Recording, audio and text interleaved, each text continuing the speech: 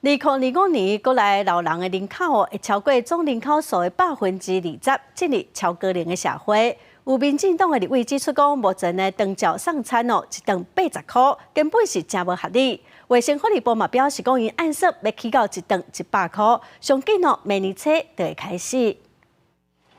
即马各项物件拢起价，为什么拢爱加开钱？就连即马公部门的午餐费，拢已经调到一顿100块，不过长照送餐犹原停伫咧一顿80块尔。民进党立委蔡培慧等人，第5月时阵就要求卫福部研究会当调起。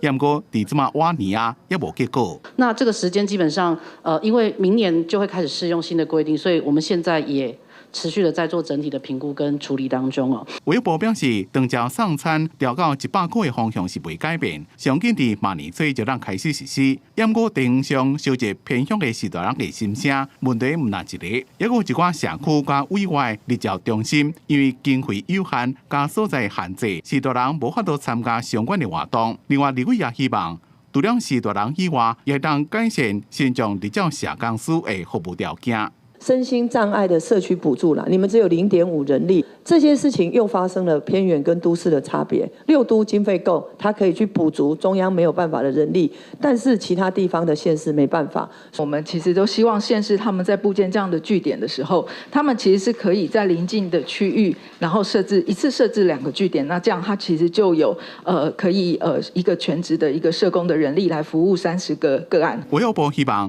地方会当各种据点来增加效益。不过，立委蔡培慧讲，这反映出都会加偏乡的差别。伫偏乡人少、所在大，要一边限2个瓦群的点有困难。像南投的第3镇，限2个点，敢若是来回车程就超过2点钟，才重新做评估。记者综合报道。